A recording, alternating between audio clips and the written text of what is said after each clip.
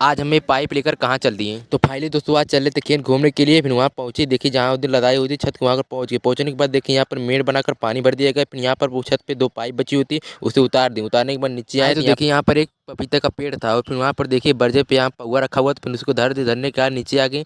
आने के बाद देखिए यहाँ मटर तोड़ाई हुई थी। मटर को खाने के बाद फिर निकल दिए घर। घर जाते समय देखिए रास्ते में मस्ती करते हुए रास्ते में जा रहे थे। फाइनली दोस्तों तो घर पर हम पहुँचे। घर पहुँचने के बाद हम गाड़ी को निकाल दिए। निकालने के बाद हम डिग्गी में सामान को रख दिए। सामान को रखने के बाद धीरे से बैठ गया। बैठ के गाड़ी स्टार्ट कर दी। स्टार्ट करने के बाद हम लोग बैठ गए। बैठने के बाद हम गाड़ी पर बैठ के निकल गए। निकलने के बाद रास्ते में कुछ इस प्रकार का व्यू था।